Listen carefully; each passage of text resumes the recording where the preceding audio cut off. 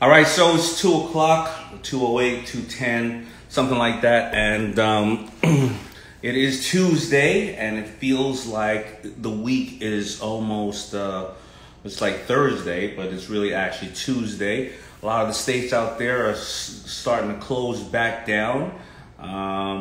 It is just a lot of bad stuff going on out there. But, you know, today, hopefully we'll get on here and we will make each other stronger and smarter so that we will be more informed to make better decisions tomorrow and the day after and the years after. I hope everybody's safe. I hope their families are safe. I hope you're healthy and all that good stuff. You know, I've been dealing with a lot of connectivity issues, or sometimes, you know, it's a lot of people on social media platforms at the same time. So can you give me a thumbs up if everybody can hear me and everything else? Give me a thumbs up if you can hear me and I'm clear, and then I'm going to bring in my two guests. All right. What's up, Daniel? Let's Flip Some Houses exclusive results. Oliver Santos, what's up?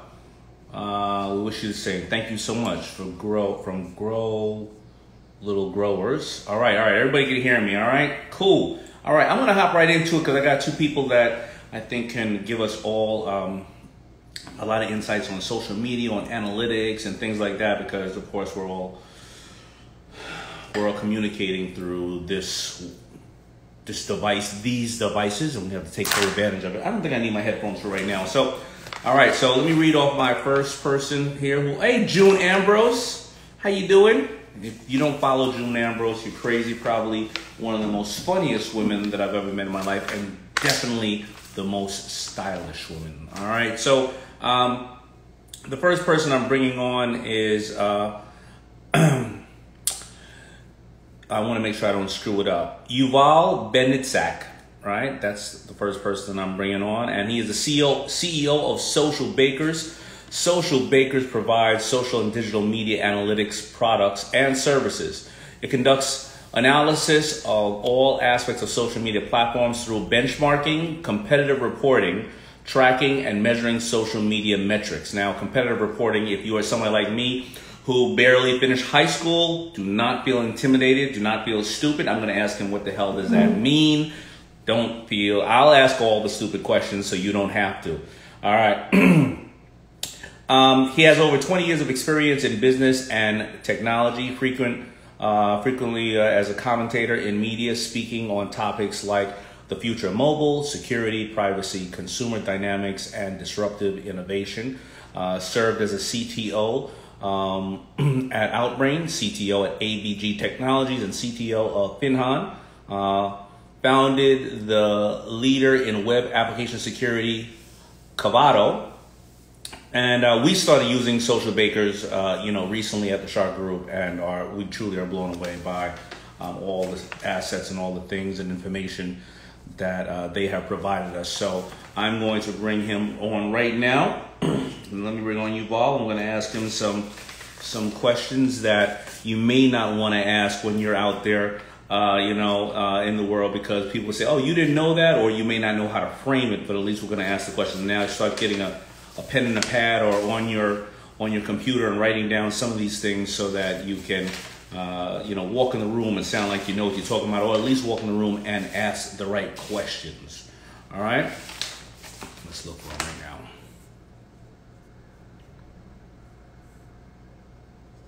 Boom. Oh, I just had him. Hold on. One more time. Got him. All right. Bringing on Yuval. Bring my volume. All is good. Hey, man. Hey, thank you very much for the introduction. No problem. It is my pleasure. How you doing today?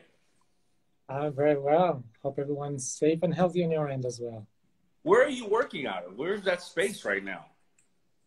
I'm in our offices, and as you can see, it's pretty empty. I mean, people working from home. We're left with a beautiful office available for everyone. But I'm connecting now from Prague, beautiful Prague in the Czech Republic. And that's where our headquarters are.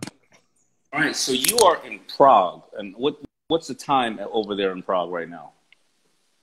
Now it's About 7 p.m. 8 hours? Yeah, 7 p.m. Okay, cool. All right. So, I think that sets up a great part of the stage right now because people may have thought you were United States, but you're an international, company, of course. And I read your bio, and I'm sure that was just the tip of the iceberg. But it shows that you've been in this industry for so many years. So 20 years. So, a lot of people, when did social media really come around? Was MySpace the first social media platform really that everybody knew of? It started much earlier. I mean, I remember myself as a teenager connecting to my old computer once the internet became available at home and doing just some text messages and IRC channels. I think social started there. It was just boring text, no videos, no images, but the passion you have to speak with people, to connect with people, to share your thoughts, started a long time ago. Just in 2004, 2007, where all the social media channels that we know today, that's where they started. The YouTube, the Facebook, the Twitter. MySpace was just like a milestone in this journey, but social started long before that. Well, I love hearing that, because it's like knowing the fundamentals of it from, fashion is pretty simple. It grows and it changes, but really the fundamentals of putting a garment together and all those things are the fundamentals are easier. And, listen, when I first started in fashion, the internet wasn't out and I had to go and mail or do whatever and send my designs over to China or to other cities. And now, of course, you can just get on 5G and do it. So the delivery of it is much faster today, but the fundamentals of it on how to get raw goods and what we call them gray goods, and then we now you, however, you in technology way different, right? I mean, it's like the difference of when we were playing Atari and we were playing those two tennis balls like that to where we are today. Technology definitely enabled that. I mean, technology. I think if you look when Facebook really started to jump, it's when mobile become available. 2005, 2007, the world is starting to purchase all these beautiful devices. iPhone is a blockbuster. 3G and later 4G enable us to have this live stream. It wasn't available when you started your business or when I, worked for other companies. And for businesses, it's super important, super valuable, this social media, because it gives you very simple access to billions of users that otherwise you probably never reach, or you will never be able to tell your story and share whatever your products are. And we're seeing a lot of those consumer businesses that taking advantage of social media in order to understand their audiences, in order to reach them, tell the story, engage with them, and eventually, to sell the product. But it's done very differently as the traditional marketing when you have a billboard in the highway or you put an ad on a newspaper. You don't really know who's seeing it, what do they feel about it, what do they have to say. And I think social is really, I mean, we are very pleased to have social these days, thanks to all the technology and all the enhancements. So if someone is cultivating a strong presence, for their business online, what would you say are the most important metrics that they should be monitoring on their social media account? The one thing that a lot of people miss when they go on social is to know who is their audience, who are the people there, what's their interest, what type of content they engage with. Before you spend your budget on advertisement, before you take a nice photo of your product and put it out there, you need to know who are these people, which channel you should actually meet them. Is it YouTube? Is it here Instagram? Should it be Twitter? So looking and doing this audience insight and learning about your audience is the number one or the first step I would advise to all those marketers and all those businesses, and trying to see how you can expand and how you can increase the number of people that you constantly engage with. The second, I would say, metrics I would look on is the engagement with the content that I put out. So posting or broadcasting live, depending, each channel has their own format, is very important. But what's businesses value the most is the engagement. The fact that I put my content out and no one comment about it, no one engage with it, there's no love from my audience about the content I put there, has no value. The whole value that the business needs is to engage with people, is to tell your stories, to tell the story of your product, is to understand, do they like it? Maybe they don't like it. Maybe they have a different opinion. And the third part, yeah. No, go ahead. I want to hear the third point. Go ahead. And the third part is obviously in terms of the care. You need to care about these people. They may purchase your product and they have a question or there is a problem with the product. You need to remember that the relationship and the user experience doesn't end when you're making the sale. It's the experience after, and people expect you to be there all the time and respond in 5 seconds, not in 5 days. So this metric is also very important, is how quickly you respond to these people and what's the sentiment of that user that you engage with. Wait, let me ask you something. So, but does that, you separate that from your business to your personal? So I'll give you an example. A friend of mine out here in America named D Nice, he did this live DJ stuff and 25,000 people were on it the first time. And he was like, okay, that's great. But he was doing because he really cared. And he couldn't care if more people coming on it. Sooner or later, it caught on in 2 or 3 weeks or 2 or 3 days. And it became like 500,000 people on it. Now, because he was caring about what he was doing, he didn't care if more people on, because he just felt whether it was 25,000 or 25 people, he loved what he was doing. And that organic expression of that grew it. However, what about in business? When you put out a post and you want to get X amount of people to click on your stuff or just to ask more information or just say, I like that information, thank you for giving it to me, you made me smarter. You know, do you keep... At what stage do you keep doing it because you know that it's the right thing to do, you care about your people, but you're not getting the type of engagement, but maybe they're looking at it. Maybe they're looking at it, they're not making, because all your posts should not be purchases. Maybe they're looking at it and it's reinforcing something different. So sometimes when I take a picture of me speaking in audiences, I know a lot of people don't reply because they're going, well, is this Daymond bragging, or is this Daymond trying to inspire us, or is he just, he's continuing his communication that he loves to get out there and speak and empower people. On the flip side, though, even though a lot of people don't respond to that, I end up getting a lot of people calling me saying, when can you come speak for me? So the analytics aren't always necessarily there in regards to clicks and everything else. They may be there because somebody is just following you and loving you, and you're just every day or every Monday you show them how to wake up and put on the best makeup they can, even though you don't have a makeup line. They believe in you, so when you do launch, you know, you already have a built-in audience that is really attracted to you. So I'm just trying to understand, how do you do it where you're counting every penny? And how do you do it where you're organically saying, I just need to do this? Or is there a mixture? Yeah, in marketing, it's called a funnel. You first need to build the first layer in the funnel. And you can definitely build that with your organic content. Start to get people to listen to your story. Start to get people, love your music or love your product, and start to build that audience. And try to understand what level of engagement you manage to get them. Either it's through instant messaging, either it's through the likes or through the comments, or they're sending you direct message. And try to learn from them what really resonates. And only then try to amplify that message once you know what do they like, what type of content they engage the most, and how would you position that message out. Only then put your money behind that. But don't make like a big bang. Don't just take a lot of money, put behind one thing. Right.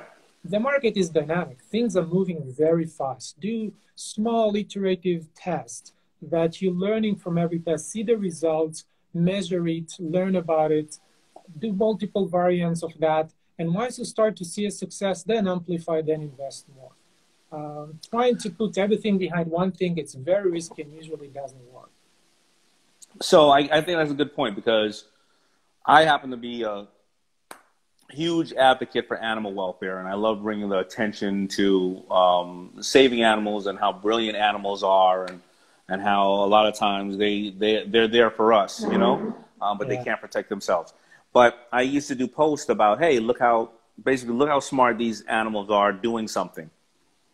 And people liked it a little bit. It was cool. But I realized if I just twist it a little, put the same video out and say, isn't entrepreneurship something like this? You know, when you see the animals figuring things out, boom, right? People, you know, so my message got across. I'm not selling anything, but my message got across of, you could just relate to this as an entrepreneur, as well as look how amazing these little, you know, these little creatures are, you know, that, you know, and how precious they are.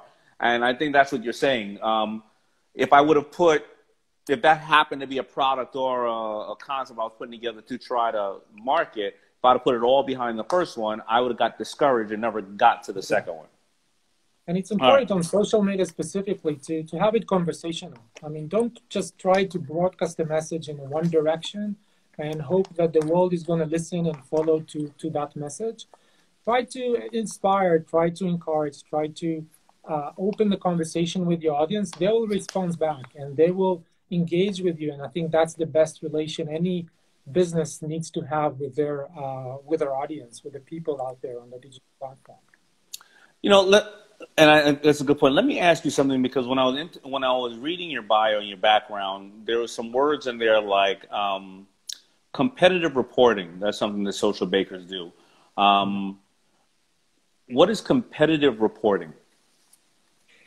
Every business in every region will have a competitor, someone that you would consider they compete with what I do. And it's a good source to learn what works for that competitor or actually what doesn't work for them.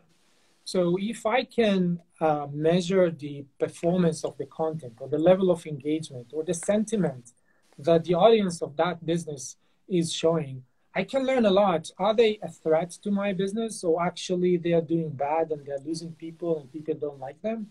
Every market I'm entering with my business, I want to know who is there, who is getting the traction, who is giving the voice and directing people, because then I will set my strategy to that. I will use competitors reporting also to learn if my competitor initiate a campaign. How do I know if it's successful? I mean, the fact that a lot of people liked it doesn't mean much. Maybe you just put a lot of money behind it and just pushing those likes. But I want to know, do they get a positive response? Do they actually see follow-up? Do people share those kind of posts? Does it matter to people? So for me as a business, it's very, very important to set my plans. And I need those reporting, because on social media, there's so many businesses and there's so many channels that I need to track. I need a tool to bring all this data from me and tell you how good looks like and how my competitor looks like, so I can adjust my business plan. I can adjust my marketing plan according to that. So we're seeing very large brands. I mean, the best beauty, sports, automotive brands, but also the smaller ones that are more regional, looking on those competitor reports and really learning, what works and how to set their plan. It's very, very valuable. If you don't have access to their back end, you're just giving reports off of, you're seeing the amount of feedback, you're seeing the amount of reposts, you're seeing that, and you're grabbing that of maybe 10 or 15 or 1,000, and you're basically saying,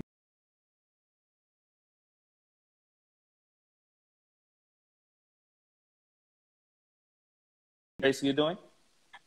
You're using public information that is available across the different social channels. You can slice it by the territory that your business operates or the verticals that you operate.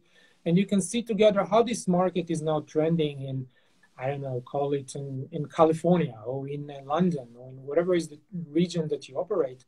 And you also want to see the sentiment. Are people happy with the message or the new product? Is there any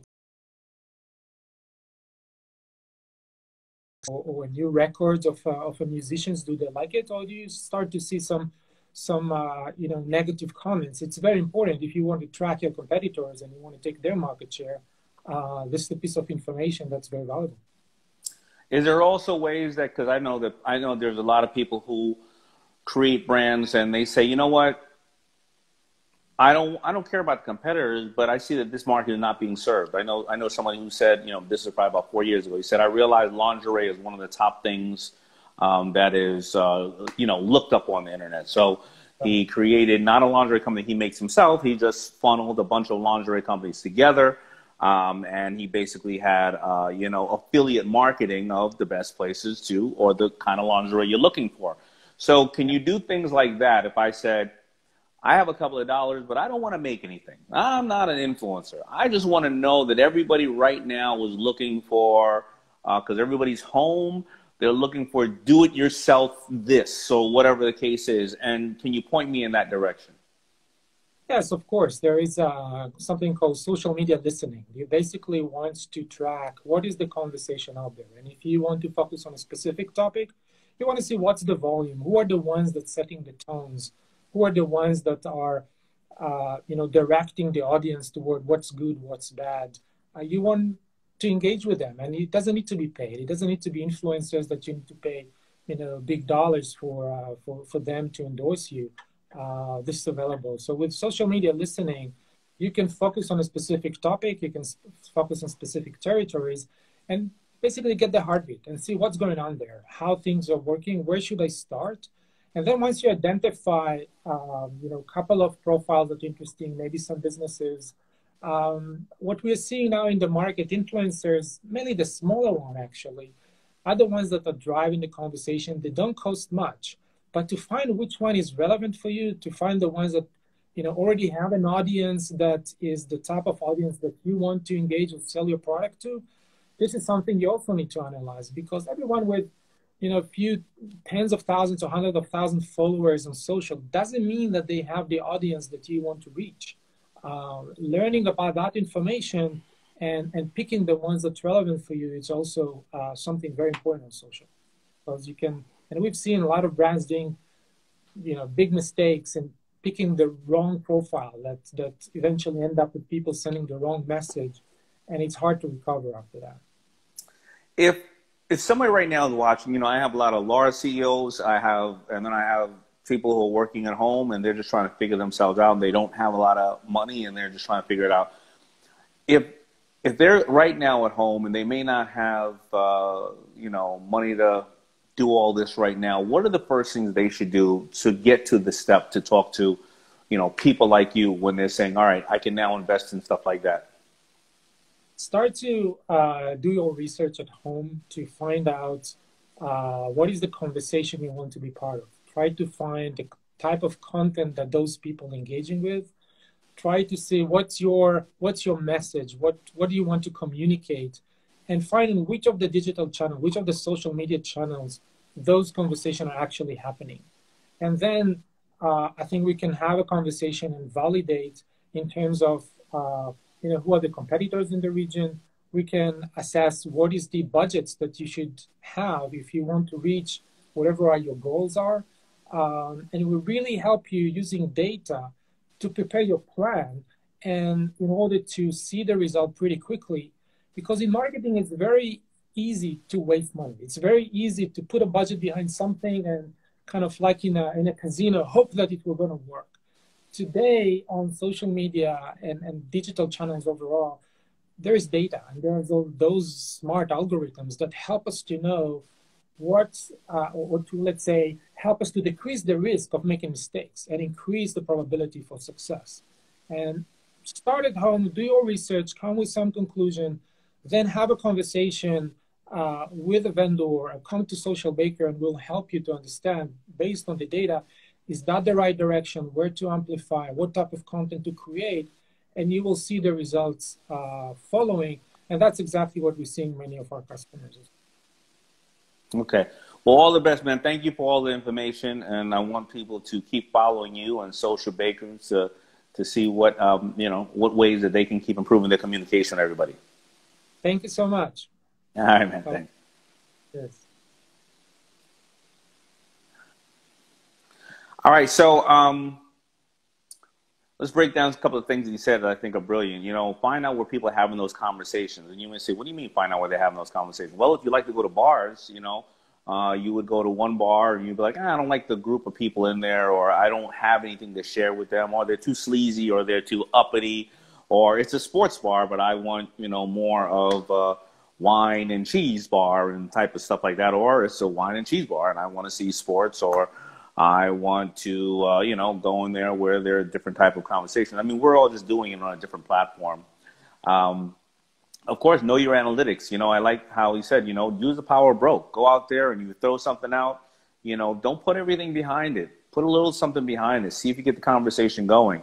Then you can switch and alter it. You know, some things I do to engage people is sometimes I'll see some negative comments on one of my posts or something like that. And I don't like being a negative person. So you won't see hatred posts of me, or you won't see posts where I'm talking crazy.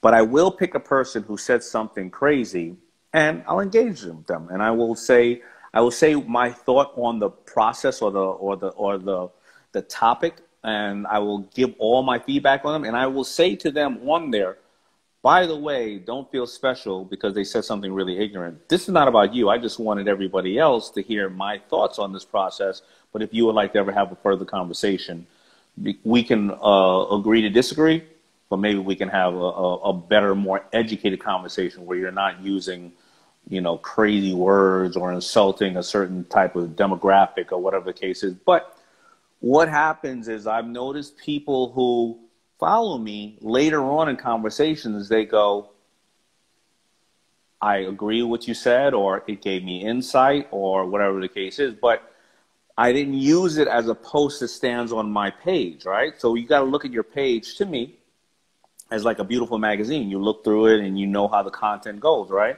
But if I would have just put that comment up without it being a rebuttal to somebody else, it would have looked like a standalone hatred, angry Daymond John comment. So I use that some ways, and what I find is that you engage with people more because they may have said, I wonder where he stood on this topic or she stood on this topic. And so you find other ways to pull them in. It doesn't always have to be straight, you know, and just right at people in certain ways, right? So anyway, that was a really absolutely amazing conversation. I love the fact that now I know what competitive analysis is.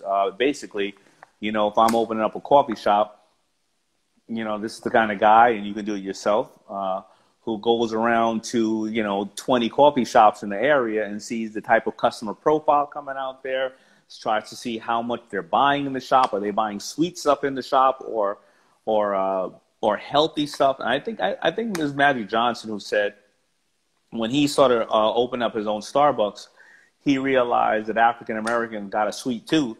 So he started putting more coffee cakes and donuts and things of that nature in there, because when he went to the other coffee shops that were selling in the neighborhood, they had a higher profile of sweeter goods. Not saying that that is the best thing for African Americans or anybody, but he noticed that they had a higher profile of coffee shops and everything else of, you know, as you grew up in the hood, it was Little Debbie's, it was Suzy Q's, it was Twinkies, right? And if the Starbucks, you know, in the areas that were not in African American areas, they had a little bit of healthier stuff, he noticed that he needed to add just a little bit of the sweet stuff, because no matter what, the person was leaving that Starbucks, the African American leaving that Starbucks, and they were going to the bodega next door and getting the other stuff they wanted anyway. I am not saying that that is what you should be doing, is selling goods that may not be the best for people's health. I'm just saying that that was how he analyzed it, and that's why Magic Johnson was very successful and is very successful in his partnership with Starbucks. So, all right. So anyway, let's bring on the next person. All right. The next person is, all right, this is Natasha Grano, and I'm going to read you a little bit about her right now. All right. Where is, okay. All right.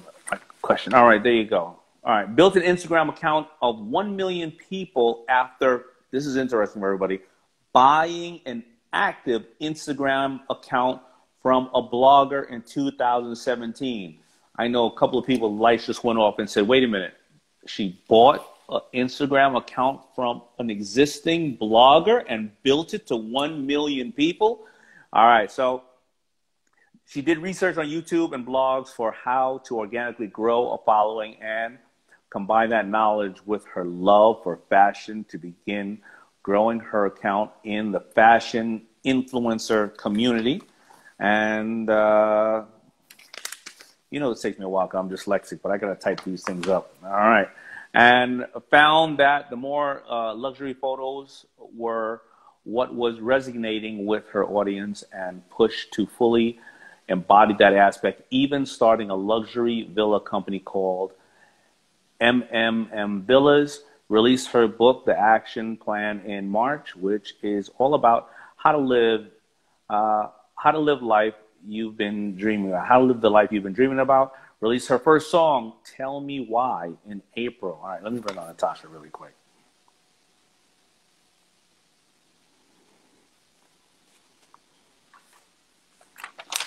I don't see her. There she goes. All right, got it.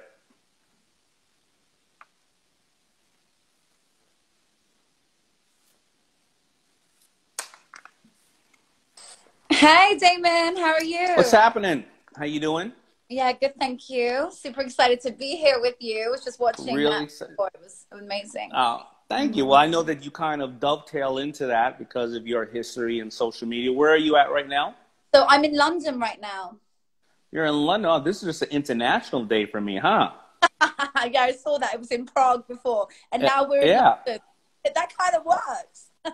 that works. That works. All right, so I'm going to just jump right into it. So, you know, the light bulb went off with me when I just saw how you purchased an existing blogger's account in 2017. And just tell me a little bit about, I don't need to know the numbers or anything like that, but tell me a little bit about why you decided to purchase that and why they decided to give it up and, you know, instead of building your own at the time. Okay, so the story was, at the time, I had basically studied Instagram for about 2-3 years, and I had gone into the depths of it, the black holes of YouTube, like how to grow an Instagram account. And I decided I wanted to hit the floor running and start with a load of followers that were active and already engaged, you know? So I thought, here's what I'm going to do. I'm going to build a platform, and then I'm going to inject my brand into it. And I always say this to my followers, my clients, you know, it's all about growing that platform and then putting in what you believe in into it. And so I decided I'm going to go for an account. I'm going to look for an account online. This is what my mentor at the time had suggested. That is an account that is already active, got followers on it, got people who are already there. And I just decided, at the time, I built myself, as you were saying, as a luxury fashion blogger. That was how I began. And, you know, now here I am, a whole, like 3 years on, and, you know, a whole different thing. I'm an author, I'm a motivational speaker and singer. So it was a big journey, but that really opened the door for me. So I took this account from her. She basically had this amazing fashion account, and she decided to go on maternity leave. And so she was coming out of the game and I'm coming into the game. And so we just basically collided. It was wonderful. I took over her account. We did this merge where we sort of started building in my pictures over a period of about 3 months. And then finally, boom, Natasha Grano hits. I think that's incredible. I think that now when she was doing her account, well, was she visually there, or was it products and ideas and concepts and she wasn't heavily in the forefront? So she was, her ideas were there, but it was quite I would say like a vague account. It was very much a lifestyle account. So it really meant that I was able to take it over and inject what I wanted to put into it very easily. Whereas if she'd had an account that was just filled with something that was irrelevant of my forte, my niche, that would have not gelled so well. That would have been very difficult to just swap, because the followers would have naturally have just said, well, hang on a minute, you know, I definitely I'm not interested in this. They were following her because of her niche, because of what she was in. No, I absolutely get it. And listen, today it's not that I've learned something new, but usually I have learned something new, but not totally new. But usually I've seen people go, well, I need to buy an account because it sounds like mine, or the URL is this or whatever. But, you know, it's really brilliant to say, hey, you know what? There's a vague fishing account. I like fishing. There's a lot of people following it because it gives you really good techniques and or places to go fish or whatever the case is. And you know what? I got a couple of dollars. Now, I can either spend this amount of money trying to build my own version of it over the course of 2 years, and I will spend more than that, or I can ask if they're willing to give up or whatever the account, and I'll purchase it from them, and then I'll slowly start integrating, showing myself going, hey, for all of you who really loved all the stuff we've been doing over the last 3 years, you know what? Wait till tomorrow. And then they see me one time, then they see me another time in another 3 weeks, and then all of a sudden they see my big-ass head every day, and I grew the account. That is absolutely brilliant. Mm-hmm. All right, so you taught me something. I'm not gonna give you credit for it when I'm on Shark Tank, and I'm going to tell people, oh, by the way, you didn't need to do that. You know what you could have done? I'm not giving you credit. Somebody will have to follow this later, and then you repost this and say, you see, he stole from me. You're so funny. I like it. You know what? I have to say, honestly, Daymond, it really, really works. Like, it is such an amazing thing to do. I always suggest it for brands, okay? If you've got an amazing product, you've got something which is just already out there, it's got an amazing audience online, but you've just got no online presence on social media. Today, the new business card is social media. It's Instagram. You know, when people say, hey, what's up? The first thing they do is they have a look at your Instagram numbers and if you're verified. And so if you can get an account, get your hands on an account which is there and active and already happening, then you're going to get those numbers. That's only the first part. The second part is you're actually going to get some sales. You know, you want to get sales as soon as you hit the floor. You want to have the products out there and you're just selling because you already have a great audience. So I always say to people, don't wait. You know, just go for it. Just dive straight in. And like you said, you're already investing. You're already here. You're already doing this. You're already taking those steps to the next level. So now take it to the next level. Take the account and run with it. Now, what about people who, already have a strong following? What can they do right now to keep their audience engaged or encourage their audience to become more active and engage with their posts? Okay, so I have so many amazing tips for you guys today. I'm going to give you a really hot one. I'm going to give you one. So everyone get your pen and paper right now, okay? Daymond, you're going to love this. You probably already know it. Me, we have following. I love it. We get Instagram. You know, you and I understand it. And that's what I love. And like, okay, I'm going to give these guys a really good tip. Okay, so when you have your Instagram and you want to get engaged with your followers, my biggest tip to you guys, go on your story right now, right after this chat. In fact, you know what? Screenshot this right now. Okay, guys, I want you to screenshot this, that you're watching the amazing Daymond, the shark, and Natasha Grana. Okay. That's the right way to say it, right? And then, okay, guys, I want you guys to screenshot it, okay? And I want you to put that on your story, okay? The next thing that I want you to do not press send. We are nowhere near pressing send right now. We are trying to A, gain new followers, and B, get new clients. Are you ready? High fives, people. Okay, let's do this. Send some love if you want more of this. Okay, here's what you do.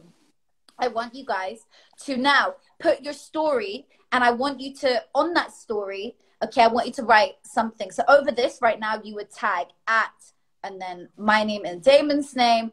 Okay, now what you would do essentially is make that a little bit smaller. And above it, I want you to put something really big. And it will be about your brand or about who you are. And it's going to say something like, let's just say you're selling online courses, okay? Who wants to know more about, and then whatever the topic is of your online course. So you add that in a poll. Go to the top of your story and press the little square head guy. Okay, grab him, stick him in, and then put poll. Click poll, okay? So you've got the yes and no. Write your question into that, and it comes up with yes and no. So what you are effectively doing is sticking a question immediately onto your story every single day, 24 hours a day.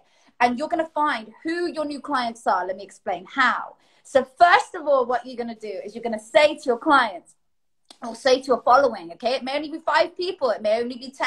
Or if you've got a bigger account, hundreds of thousands. We don't know. I don't know what number you're working with. It works for everyone, though. But here's what you do. You put the poll at the top, and it says, who wants to know more about my finance course or whatever it is you're teaching? Yes and no. Okay. Now they have an option to answer yes or no. Okay. Now, 24 hours later, go through the yes list of who typed in yes. Those are your new clients, baby. Every single person that is in that list is a person that you can now send a DM to, or that you can reach out to, that you can contact, because they want to know more about your course. It is the best thing to do. You just literally go through the yes list and find who those people are and DM them. That's just about how to get new clients. I haven't even told them about how to grow it yet. Oh my God, are we time sensitive?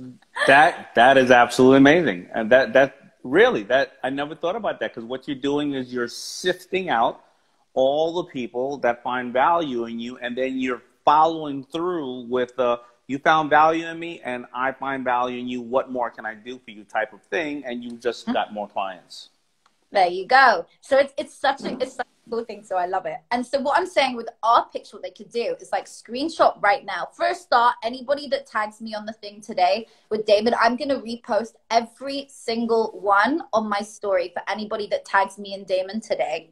Okay, so we both have a follower of 1.1, so you guys are going to see some nice things. Okay, first of all, but let me just show you one more thing of how to grow it really fast. So most of you know about hashtagging, or you think you know about hashtagging. Let me give you some real firm basics about it, because now we're back onto the story, okay? So on your story, what I want you guys to do is think about something, okay? You can add about 6 to 10 hashtags. Okay, so you put the AA on the side. You see at the top right of your story, you have the AA button. That's your text where you usually type. Grab that. And then what I want you to do is, once you've taken that, I want you to write the hashtags. Now, unlike your normal feed post on your normal Instagram page, you'd use hashtags, use 30 of them. You would never put them in your caption, because you want to put them always in your first comment. That's a whole other topic. DM me if you want to know more about that. But here's what you do on your actual story. You write about 6 to 10, okay? And they have to be major hashtags, things which people are going to hit, because do you know why? You are probably going to be appearing on that little circle when somebody types in the hashtag London, where I am right now, or the hashtag Chicago, or wherever it is. These are big ones. Cities are big ones, so always go for a city. But the point is, if you guys grab that hashtag and you use it, you will appear in that when anybody searches today anything in London, and then you will appear probably as number 1, or at least in the box. People will see you. Whereas your normal post, if you put London, unless you have millions of followers, you're not going to appear on the top post, because you don't have the same numbers to match the algorithm to reach the top, right? So this is how you grow quickly in your story, because all of a sudden people are going, oh my God, look at her, or look at him. That's so cool. I love this story. Follow, follow, follow, follow. Got it? Got it. One more thing. On your story, when you put your hashtags, you've got to shrink them. Does anyone know what I mean by shrink them? I can't do it on the screen right now, but let's just imagine my text is that big. That's my hashtag, okay? You got to, if you have an iPhone, and I'm not sure about the other ones, but basically shrink it like this. You know when you shrink something, okay, and then you put it to the top right-hand corner or top left-hand corner. Basically, you show people you're not hashtagging. You hide it. So you just like shrink it really small, and you put it at the top right. Got it? And then you can add location to your story as well. So when you add location to your story, it doesn't matter if you're not, like I'm not in Tokyo right now, even though I look like it. I love to add things of where I'm trying to reach, okay? So I want to reach certain places. And so what I go and do is I add a location, because my business is global. I speak to people globally. So I want to reach people globally. So I take the hashtag Tokyo, and then I shrink it real small, okay? And then I stick it at the top right or top left. You get it? All right, so let me it's nighttime over there. Did you have any coffee recently? I did, actually. Yeah, I had. All right. All right. So what I just learned from you, which is absolutely is so important. So first of all, I like how you said you're going to shrink it, because even though it's up there, you don't look thirsty. You don't look like, oh my God, hashtag this, hashtag that, hashtag that, hashtag that. You know, you said, even though I'm not in Tokyo, I look like I'm in Tokyo. And then you tag yourself in Tokyo and London? No, Yeah. you can only put one location publicly. And so you All add right. the option of where you want to be right now. So obviously you can see I want to be in Tokyo. So I shrink it like I'm in Tokyo. Do you get it? Yeah, I got it. But also, I think the important part about that is, if I'm looking up Tokyo and you come into that area, then I think you're there and you get more followers, obviously, in Tokyo too, right? Yeah, these are really, really, really, really, really good things. I have another question for you. So what do you think the most common misconception about influence and influencer marketing is today in the industry? Say again. What do you think the most common misunderstanding about influencers and influencer marketing is today? Okay, so the most common, like, I think would probably have to be that they are put on a pedestal and expected to be able to achieve and do a certain thing. And they can't necessarily always do that because their audience is only interested in a certain thing. And so I think influencers, on the other hand, you know, I started as an influencer. That's how my whole journey began. I was a fashion influencer, then lifestyle influencer, and then I just like brought it out into a whole different place. But I think, you know, there's so many misconceptions with influencers. And it's quite difficult, I think, in the industry now, because apart from the fact it's going to be worth 15 billion by 2021, I think it is, or 22, you know, it's a huge industry. And like, you know, it's amazing and it's so great what it can do. But I think influencers should never feel pressured by you know, they should always choose what they're going to promote and what they want to promote, because it's difficult if somebody comes to them and says, hey, can you promote my product? But their audience is just not interested in that particular thing.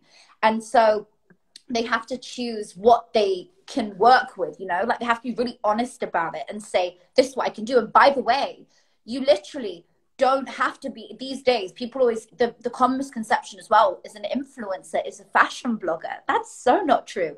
You're an influencer in entrepreneurship. You are like the big guy in like the whole of the business world. Like, you know, we know about you over here in the UK. Okay, like you're more like my buddy now, but you know, everybody over here knows. They're like, you know, you have that. And so you're an entrepreneur and therefore an influencer in that field. And so anybody can get to that in the same way that we've built our businesses and ourselves. We can be influencers in any field that we want. And that is what is so exciting. And so people shouldn't be put down, disheartened, you know, put off by the term fashion blogger only. It can be any industry at all. And I love fashion, like, you know, like pioneers. But influencers are influencing their field to the masses once they do it on a certain.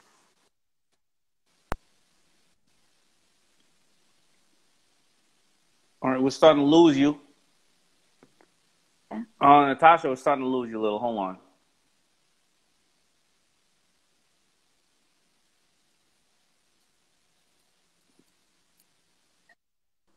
One second. I hear you, and let's see. Oh, yeah. Yes. We're back. Good. I don't know what happened. So I heard most of it and everything else. So there are people here watching who are big brands and people who are trying to deal with influencers and people who are influencers themselves. And when you're supporting influencers or working with them, it's the wild, wild west. There's no right number, wrong number. And I understand now 100%. Don't ever, your people will not want to be influenced by you if they think that you are drinking Pepsi but being paid by Coke. That they're going to, you know, they believe in you. They're going to get turned off. But what are some of the ways to negotiate, if you have any tips about negotiating, whether you are on the person's side who is trying to hire an influencer or you're an influencer trying to be, and there's a company or a person trying to hire you. Can you give us any tips in that area? Absolutely. Okay, I'm going to go for the latter one first. So if you're an influencer trying to get hired and you want to go out there and you want to create something for yourself and you want to work with a brand, my tip to you would be create yourself a media kit. So the first thing that you need to do is create this media kit. And inside this media kit, you're going to have images, your best images. If you're in the press, you're going to have your press shots. You're going to have anything that puts you on a pedestal. Make it look amazing. You can find people who do this online. You know, I've always loved that app Fiverr. I think it's bloody brilliant. And Fiverr? You know, yeah, Fiverr. This, you know the app? Yeah, Fiverr, right? Something like that? That's it. Amazing. Yep. Right on there. Need someone to make me a media kit. $10 later, or what's that in pounds? Like £7 later. You guys are just like, you know, you've got a media kit. That's what you want to do.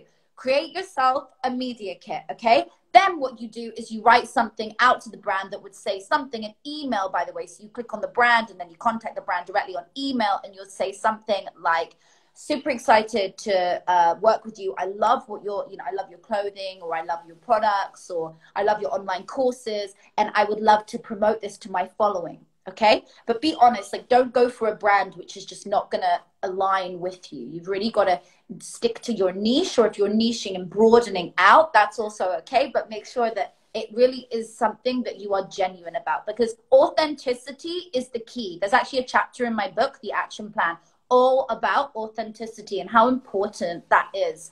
Because if you are not authentic, you're just literally going to be the second best to everybody else. Second rate, is that what you guys say? I think it's American, isn't it? I love it. Second rate. You know, you want to be like number one in your field. You know, you don't ever want to be number two. Okay, so that's the way from the influencer to the brand.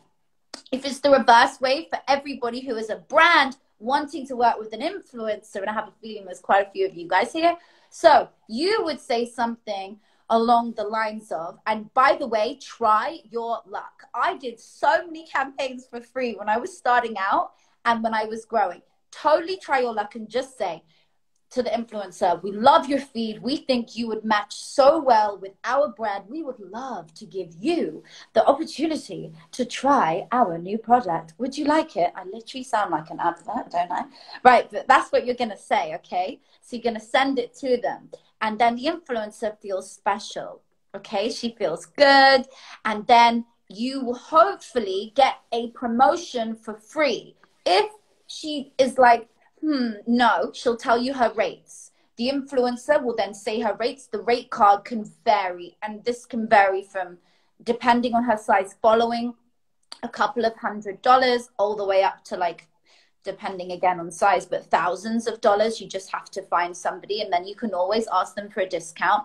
And if they're a good person, hopefully they will. But everyone has to pay their bills. I appreciate that. So, you know, maybe they won't be able to do it on that first time, but you can always try it. So I think start out with saying something along the lines of, you know, I want to work with you, and go for those big girls. Just don't worry about the sizes. You know, I don't feel offended if brands come to me and they want to work with me and they want to send me products. Of course, I have my rates, and that's just what, you know, that's how I've always worked for every post that I put up. But, you know, I never feel offended when a brand comes to me. I feel flattered. I'm like, that's so nice. You know, I get hundreds of emails a day from people wanting to collaborate with me. And, you know, I just choose which ones that I can at the time, depending on what I've got going on. So if you're a brand, don't be shy. Just go for it. Just like message loads of influencers. If you message 100 influencers, or vice versa, you're an influencer and you message 100 brands, maybe 10% of them will get back to you. So you have to go a lot, like with the fishing thing that you said, Daymond, you know, go fishing. Throw it out there. Yeah, throw it out there, not further. And then, you know. I think there's two valuable things that you said in there that I can expand on. So even in where I am in my life, I have either 4 or 5 different type of kits, because most of the people know me as this guy on Shark Tank, right? So if I'm sending out a kit for commercial use, some people will, it'll be a kit that varies from the Shark Tank guide to this, to that, that. If I'm sending out something to be for a role, a cameo that I want to do. They only know me as this. So if I show something that shows humor and various other things, my speaking side, they may want to know, well, am I going to talk informational? Am I going to talk about fashion? Am I going to talk about, you know, finance? So I got to tell them where I'm at, because it's a big world out there, and you can't assume that everybody knows where you stand and all your information, because, you know, they're swiping all day. So I think that's really valuable to have a media kit. The next part is, yeah, the try your luck thing. I mean, that's how I started in music videos. I would just go down there, and like you said, out of the 10 music videos I'd go to, I'd get kicked off of 9 of them. But the one who wanted to try their luck and show me that they can impress the world wearing this FUBU shirt, they weren't. And you know what? I got kicked off another 9 videos, and then another video worked. Another 9 videos, then another one worked. And that slowly grew the brand. So I love saying that things this day and age are not new. They're just done another way.